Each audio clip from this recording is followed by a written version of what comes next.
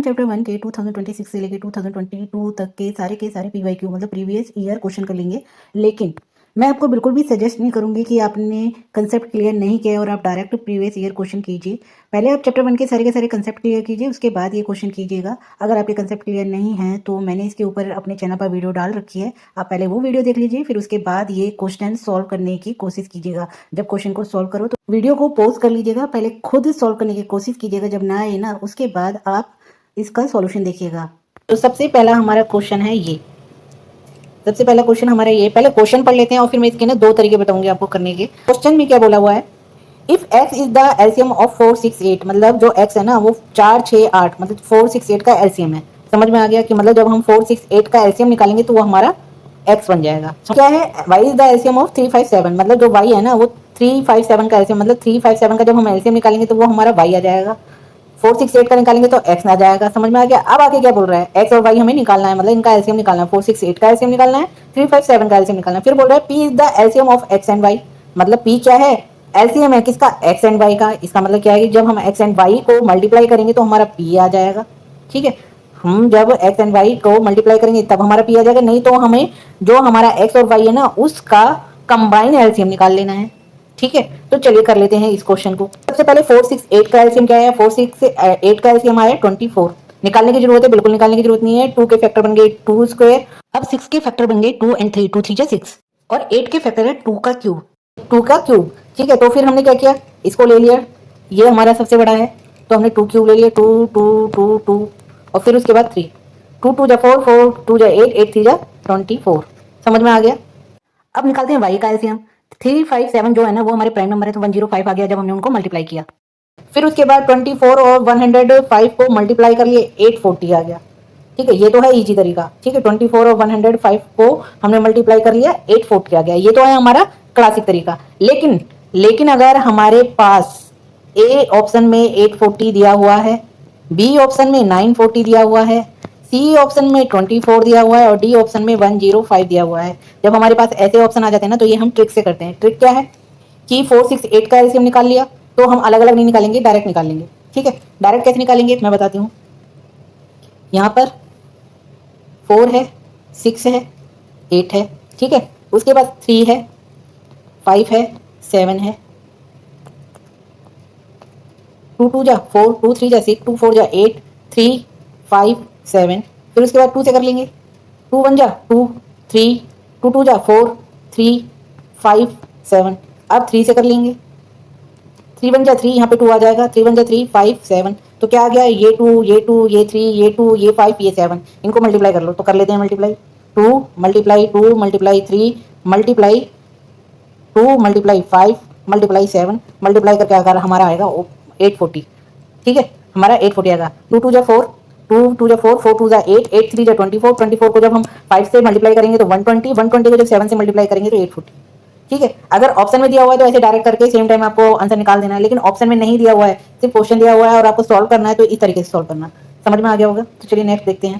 Question देखते हैं, बहुत ही इजी क्वेश्चन है। जिस टाइम मैं कंसेप्ट क्लियर करा रही थी ऐसे ही क्वेश्चन कराया था, इसमें अल्फाबेट है उसमें डिजिट थे, बस इतना ही फर्क है। तो यहाँ पर देख लेते हैं, पहले क्वेश्चन को अच्छे से पढ़ लीजिएगा। तो P Q and R be 3 distinct prime number, मतलब जो P Q R है वो 3 अलग अलग प्राइम नंबर हैं। मतलब अगर P 2 है तो Q 3 हो सकता है लेकिन 2 नहीं हो सकता। Q अगर 3 है तो R हमारा जो है ना वो 5 हो सकता है, बट 3 और 2 नहीं हो सकता। मतलब अलग अलग है, एक जैसे नहीं है कोई सा भी। समझ में आ गया। तो चलिए आगे देख लेते हैं।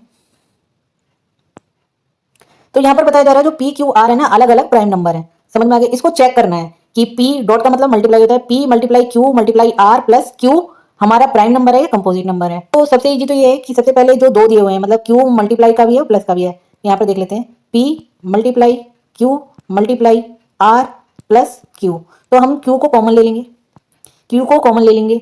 अब एक बात ये ध्यान रखिएगा, Q जो है ना हमारा वो 2 हो सकता है, मतलब 2 हो सकता है, 2 के इक्वल हो सकता है, या फिर 2 से बड़ा हो सकता है, लेकिन 2 से छोटा नहीं हो सकता। समझ गए।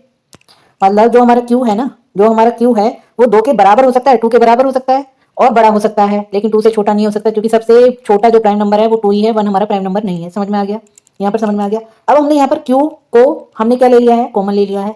फिर उसके बाद हमारे पास क्या रह गया है, ब्रैकेट में हमारा रह गया है P। जब हम कॉमन ले लेते हैं ना तो ब्रैकेट हम लगा देते हैं, ठीक है। तो हमने जब क्यू को कॉमन ले लिया तो ब्रैकेट में हमने लिख दिया पी, फिर उसके बाद यहाँ पे क्यू है, क्यू बन जाए क्यू, तो 1 आ जाएगा, मल्टीप्लाई आर आ जाएगा, प्लस यहाँ पर भी क्यू है, यहाँ पर भी 1 आ जाएगा। जहाँ जहाँ क्यू है, जो क्यू हमने कॉमन लिया वहाँ 1 आ जाएगा, क्योंकि यहाँ पर हमें क्यू के होने का सबूत देना है। तो सबूत कैसे मिलेगा कि 1 1 लगा दिया तो इसका मतलब यहाँ पर क्यू था, अगर हम 0 लगा देंगे तो इसका मतलब ये है कि क्यू था ही नहीं, मतलब कुछ भी नहीं था यहाँ पे, तो इसका मतलब क्या हो जाएगा, कुछ भी नहीं। लेकिन हमें सबूत देना है कि क्यू था, इसलिए हमने 1 लगा दिया, प्लस में 1 लगा दिया, मल्टीप्लाई में 1 लगा दिया, तो जहाँ जहाँ क्यू था वहाँ वहाँ हमने 1 लगा दिया। समझ में आ गया। अब नेक्स्ट देख लेते हैं।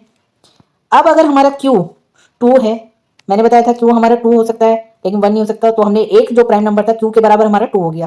पी के बराबर हम क्या ले लेते हैं, 3 ले लेते हैं, ठीक है। जो दूसरा प्राइम नंबर है वो हमने पी के बराबर ले लिया।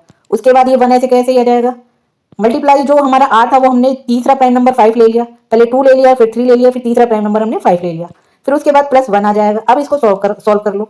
तो 5 3 जा, ये 5 को 3 से मल्टीप्लाई किया 15, 15 बन गया 15, उसके बाद प्लस 1 कर दिया तो हमारा 16 आ गया, ठीक है।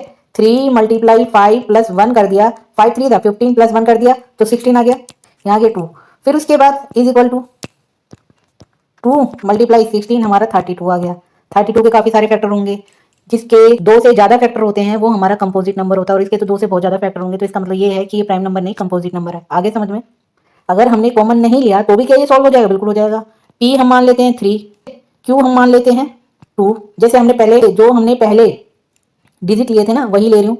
आर को हमने 5 माना था, प्लस क्यू को हमने 2 मान लिया, मतलब पी जो था हमारा 3 के बराबर था पहले भी, क्यू हमारा 2 के बराबर था यहाँ भी 2, आर हमारा 5 के बराबर था यहाँ 5 हो गया, फिर उसके बाद क्यू हमारे 2 के बराबर प्लस 2 हो गया। अब सॉल्व कर लो, बोर्ड मास का नियम लग जाएगा, पहले मल्टीप्लाई होगा, 5 2 जा 10, 10 3 जा 13, ठीक है, प्लस 2, यहाँ पे भी 32 आ गया। अगर यहीं पे डिजिट चेंज हो जाते हैं, अगर हम p को 2 मान लेते हैं, p को हमने 2 मान लिया, ये हमारा p हो गया 2, q को हमने मान लिया मल्टीप्लाई 3, फिर उसके बाद r को हमने मान लिया मल्टीप्लाई 5, उसके बाद फिर q प्लस 3 मान लिया, क्योंकि यहाँ पर q3 है तो यहाँ भी हमने q3 मान लिया, 3 जा 15, 15 2 जा 30 प्लस 3 33। अब 33 11 के टेबल में भी आता है, 3 के टेबल में भी आता है, 1 के टेबल में भी आता है, 33 के टेबल में भी आता है, तो इसका मतलब क्या है कि ये भी हमारा कंपोजिट ही है, ये भी हमारा कंपोजिट ही है। समझ में आ गया। तो जब ऐसे क्वेश्चन आते हैं ना, या तो आप डायरेक्ट सॉल्व कर लीजिए या फिर कॉमन लेकर सॉल्व कर लीजिए। बस ये देख लीजिएगा कि जो क्वेश्चन दिया हुआ है उसमें प्राइम नंबर है, उसमें इवन नंबर है, उसमें ओड नंबर है, कौन से नंबर, तो खुद समझ में आ गया होगा। नेक्स्ट क्वेश्चन पे चलते हैं। ये आज का क्वेश्चन 3rd है और ये 2025 में आया था, और इस क्वेश्चन को अगर आप करोगे ना तो बड़े मज़ेदार वाली बात भी मैं आपको समझाऊंगी। तो यहाँ पर क्या बोल रहा है कि इफ़ -1 की पावर n -1 की पावर n प्लस -1 की पावर 8 इज इक्वल टू 0, तो हमें इक्वेशन दी हुई है -1 की पावर n प्लस -1 की पावर 8 0 के बराबर है। What is the nature of the integer n, जो ये n है ना इसका ना नेचर बताना है कि ये ओड है या इवन है या नेगेटिव है या पॉजिटिव है, ठीक है। तो पहले तो ना आप ना ऑप्शन देख लेना, अगर ऑप्शन में अगर पॉजिटिव दिया हुआ है ना, सिर्फ पॉजिटिव दिया हुआ है, नेगेटिव की बात ही नहीं हो रही है, तो आपको नेगेटिव की तरफ जाना ही नहीं है। और ये जो क्वेश्चन है ना इसमें ऑप्शन दिए हुए थे, ठीक है, ऑप्शन देखोगे तो वहाँ नेगेटिव की बात ही नहीं हो रही है, पॉजिटिव की बात हो रही है, ठीक है। तो अब देखते हैं आगे क्वेश्चन। तो यहाँ पर जब हमने -1 की पावर 8 को सॉल्व किया तो हमारा +1 आ गया। सॉल्व कर देख लेना, -1 को 8 टाइम मल्टीप्लाई कर लेना, आपका आंसर 1 ही आएगा। नहीं तो मैं आपको यहाँ दिखा दूँ, -1 मल्टीप्लाई -1 मल्टीप्लाई -1 मल्टीप्लाई -1 फिर मल्टीप्लाई -1 फिर मल्टीप्लाई -1 फिर मल्टीप्लाई -1 फिर मल्टीप्लाई -1, 8 टाइम हो गया। -1 +1 हो गया, फिर +1 -1 हो गया, फिर -1 +1 हो गया, फिर +1 -1 फिर माइनस हो गया, फिर -1 फिर +1 हो गया, +1 -1 माइनस हो गया, -1 +1 हो गया, ठीक, समझ में आ गया। तो यहाँ पर आ गया हमारा +1। तो जब हमने इसको सॉल्व कर लिया, -1 की पावर 8 हमारे 1 के बराबर है। उसके बाद हमने इक्वेशन को सॉल्व किया, तो -1 की पावर n, ये हमारा -1 की पावर जो 8 थी उसकी जगह हमने +1 लगा दिया, +1 आया था इज इक्वल टू 0। फिर उसके बाद जब हमारा +1 दूसरी तरफ जाएगा तो इसके जो सिंबल है साइन है वो चेंज हो जाएगा, यहाँ आ गया -1, यहाँ पर 0 था, 0 में से -1 गया तब भी हमारा -1 ही आएगा, समझ गए। 0 में से -1 गया, -1 में से 0 गई तब भी हमारा -1 आएगा, समझ में आ गया। तो इतना समझ में आ गया। तो यहाँ पर हमारा -1 कैसे आया ये आपको समझ में आ गया। अब क्या बोल रहा है कि जो n है उसका नेचर बताना है, तो आपने देख लिया है जो -n है ना हमारा वो -1 के बराबर है। तो जब हम इसको -1 में जो भी पावर लगाएंगे तो हमारा -1 ही आना चाहिए। अगर हम इवन नंबर लगाते हैं पावर में, -1 की पावर 4 लगाते हैं तो हमारा प्लस आएगा, ठीक है। 2 लगाते हैं तो भी हमारा प्लस में 1 आएगा और हमें क्या चाहिए माइनस में 1। तो हम यहाँ क्या करते हैं -1 में 3 लगा कर देख लेते हैं, ठीक है, -3 नहीं सिर्फ 3 लगा कर देख लेते हैं। तो 3 लगा कर जब हमने देखा तो हमारा क्या है -1 आया। देख लो -1 मल्टीप्लाई -1 मल्टीप्लाई -1 1 को 1 से मल्टीप्लाई किया प्लस आया, फिर प्लस का 1 मल्टीप्लाई हुआ -1 से तो फिर हमारा -1 आया। तो इसका मतलब क्या है ओड नंबर अगर हम लगाएंगे तो हमारा माइनस आएगा, ठीक है, ओड नंबर हम लगाएंगे माइनस आएगा। और जो हमारे ऑप्शन दिए हुए हैं उसमें पॉजिटिव है, नेगेटिव की बात ही नहीं हो रही है। लेकिन यहाँ हम अगर नेगेटिव भी लगाएंगे, यहाँ हम अगर नेगेटिव भी लगाएंगे ना, नेगेटिव भी लगाएंगे तब भी हमारा माइनस में ही आएगा, ठीक है, माइनस में ही आएगा। लगा के देख लो -1 की पावर -3 हमारा 1 -1 ही आएगा।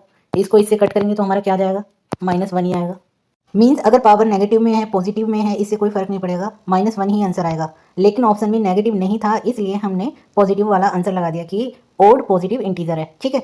अब यहाँ एक बात ध्यान दीजिएगा, अगर -1 की पावर इवन नंबर है तो हमारा प्लस में आंसर आएगा और पावर अगर ओड नंबर में है तो माइनस आंसर आएगा। नेक्स्ट क्वेश्चन है और ये भी है ना 2025 में आया था, बहुत ही इजी क्वेश्चन है। Find the smallest number that is divisible by both 644 and 462। मतलब एक ऐसा स्मॉलेस्ट नंबर बताइए जो 644 से भी डिवाइड हो जाए, 462 से भी। आपको कंसेप्ट क्लियर करा रही थी तो मैंने आपको बताया था कि स्मॉलेस्ट की बात आ जाए या फिर लीस्ट की बात आ जाए या फिर ट्रैफिक लाइट्स की बात आ जाए, टुगेदर की बात आ जाए, बेल्स की बात आ जाए, तो हमें एलसीएम निकालना है, ठीक है। तो आप चाहें तो अलग अलग एलसीएम निकाल सकते हैं, लेकिन यहाँ पर मैं आपको सिर्फ समझा रही हूँ इसलिए मैं साथ में निकाल रही हूँ। लेकिन बोर्ड एग्जाम में जब आप बोर्ड के एग्जाम दे रहे हो तो 644 का अलग निकालना है आपको, 462 का अलग। तो हम यहाँ पर 2 से मल्टीप्लाई कर देंगे, 2 3 जैसे 2 2 4 2 2 4 2 2 4 2 3 जैसे 2 1 2 2 1 2 2 6 12 2 1 2, ये 2 से होगा नहीं। फिर उसके बाद 3, ये 3 से होगा नहीं। 3 7 21, 3 7 21। फिर उसके बाद 7 7 2 14, 7 3 21। फिर उसके बाद 7 1 7, 7 1 7। अब ये होगा नहीं तो अब इसके बना लेते हैं factor. 2 multiply 2 multiply 3 multiply 7 multiply 23 multiply 11। जब हमने इसको मल्टीप्लाई करेंगे तो हमारा आंसर आ जाएगा। तो हमने 2 को 2 से मल्टीप्लाई किया तो हमारा आया 2 2 4 4 3 12 12 7 84 84 मल्टीप्लाई 23 मल्टीप्लाई 11। और इसको जब हमने मल्टीप्लाई किया तो हमारा आया 21,352 आया, ठीक है। अब चलिए आगे ना फटाफट से कर लेते हैं। ये हमारा 5th क्वेश्चन है, 2024 में आया हुआ है। The LCM of 2 prime number, जो 2 प्राइम नंबर हैं, 2 प्राइम नंबर कौन कौन से P एंड Q, इसका एलसीएम क्या है 221। लेकिन इसमें एक बात और दी हुई है कि P बड़ा है Q छोटा है, ठीक है। वैल्यू फाइंड करनी है 3P माइनस Q की, ठीक है, इसकी वैल्यू हमें फाइंड करनी है। जब हम P और Q हमारे क्या है प्राइम नंबर है तो हम क्या करेंगे 221 के फैक्टर बनाए हमने, 13 और 17 बने, 13 और 17 बने। 17 के बाद उसमें क्या बोला था कि P बड़ा है तो P की वैल्यू हमने लगा दी, P की वैल्यू लगा दी हमने 17, मतलब ये 17 है ये हमारा P हो गया, ये 13 है ये हमारा Q हो गया। समझ में आ गया, समझ में आ गया। फिर उसके बाद हम निकालेंगे 3P माइनस Q की वैल्यू। तो 3P है तो P ये रहा हमारा, P कितना है हमारा 17 है, P हमारा 17 है तो हम इसको कर सकते हैं ना 3P हो गया, ठीक है, ये P हो गया, ये 3 हो गया, माइनस 13 क्योंकि Q हमारा जो था वो 1 ही है। 3P तो P तो हमारा 3 है लेकिन माइनस Q हमारा 1 ही है तो इसलिए माइनस 13 कर दिया। 17 को जब 3 से मल्टीप्लाई किया 51 माइनस 13, आंसर आ गया 38। समझ में आ गया, आसान था ना। चलिए आगे चलते हैं। ये क्वेश्चन सीबीएसई का फेवरेट है, मोस्ट ऑफ द टाइम आता है और ये 2024 में भी आया था। तो यहाँ पर क्या है कि प्रूव करना है जो हमारा √5 है वो इरेशनल है। तो प्रूव करने के लिए हम क्या करेंगे, हम इसको रैशनल मान लेंगे कि हमने अज्यूम कर लिया, मान लिया कि जो √5 है वो रैशनल है। अगर रैशनल है तो हम उसे बटे की फॉर्म में लिख सकते हैं, A बाई B लिख सकते हैं या फिर B बाई Q लिख सकते हैं, लिख सकते। तो हमने क्या किया है, ये हमारा 5 है ना, 5 √5 हमने उसको A बाई B के फॉर्म में लिख दिया है। और ये बात याद रखिएगा जो हमारा डिनोमिनेटर होता है B होता है वो कभी भी 0 नहीं होगा, कभी भी 0 नहीं होगा। समझ में आ गया, आगे चलते हैं। हमने 5 को A² B² की फॉर्म में लिख दिया है, हमने 5 को A² B² की फॉर्म में लिख दिया, क्यों, क्योंकि रूट हमने हटा दिया है। रूट हमने हटाने के बाद हमारा जो A B था वो A² B² हो गया। इक्वल टू क्या हुआ, इज इक्वल टू क्या हुआ, अगर हमने A² और फिर जब हमने 5B² हो गया, ठीक है, इज इक्वल टू यही हो गया ना। मतलब हमारा यहाँ पर ये था, जब हमारा A² उधर आ गया तो हमारा 5 उधर चला जाएगा, 5 उधर जाते ही हमारा 5B² हो जाएगा, तो हमारा A² क्या हो गया 5B² हो गया। अगर A² 5 से डिवाइड हो रहा है तो इसका मतलब ये है कि A भी हमारा 5 से डिवाइड होगा। समझ में आ गया, ए भी हमारा 5 से डिवाइड होगा। अब यहाँ पर जब हमने ए को 5 से डिवाइड किया है तो आंसर सी में आना चाहिए, क्योंकि ए भी तो हमने यहाँ लगा दिया। नेक्स्ट हमारा सी में आना चाहिए। अगर हम फिर भी बी भी लगाते चले जाएंगे तो जो हमारा आंसर है ना, जो हमारा आंसर है वो कंफ्यूजिंग हो जाएगा, इसलिए हमने नेक्स्ट ले ली अल्फाबेट सी। फिर उसके बाद ए हमारा क्या हो गया, 5c हो गया। फिर वही स्क्वायर वाला formula 5c² is equal to 5b²। Bracket को हमने खोला तो 25c² is equal to 5b²। ठीक है। उसके बाद जब हमने स्क्वायर हटा दिया, तो हमारा आ गया, जब हमने 25c² is equal to b² और इसका हमने स्क्वायर हटा दिया तो हमारे यहाँ भी 5 आ गया। इसका मतलब b² यहाँ रह गया। ठीक है। अब इसका मतलब क्या है, b² भी 5 से डिविजल है, b² 5 से डिविजल है, तो इसका मतलब ये है कि b भी हमारा 5 से डिविजल है। तो मतलब a और b दोनों ही 5 से डिविजल है। तो हमने जो माना था कि 5 है वो रैशनल नंबर है, इसमें हम रॉन्ग सिद्ध हो गए, क्योंकि जो √5 है ना वो इरेशनल है, रैशनल नहीं है। समझ में आ गया। नेक्स्ट चलें। ये देखिए, ये क्वेश्चन 2023 में आया है और ये आज का हमारा क्वेश्चन 7 है। ये हमारा आज का 8th क्वेश्चन है और यहाँ पर ये वाला क्वेश्चन मैं पहले भी करा चुकी हूँ। डिजिट चेंज से क्वेश्चन ही था। ठीक है।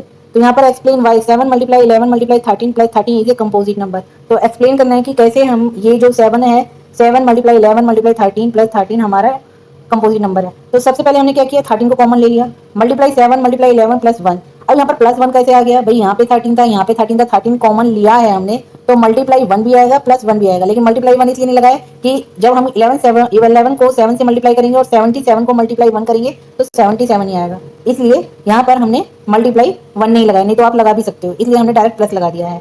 तो वैसे आना तो ये चाहिए 7 × 11 × 1 +1, लेकिन इसको हमने इसलिए नहीं लगाया है क्योंकि अगर 11 3 7 या 77 होता है तो 1 से अगर मल्टीप्लाई करेंगे तो भी 77 ही होगा, तो कुछ नहीं होगा। बस ये हमने डायरेक्ट कर दिया है, मतलब दिमाग लगाकर हमने डायरेक्ट कर दिया है। लेकिन अगर आपको समझ में नहीं आए तो आप मल्टीप्लाई 1 भी लगा सकते हैं। ठीक है। तो समझ में आ गया। तो यहाँ फिर उसके बाद 11 को 7 से मल्टीप्लाई किया, 77 और +1 किया तो 78। 78 को 13 से मल्टीप्लाई करते हैं हम, जब 78 को 13 से मल्टीप्लाई करते हैं तो हमारा आता है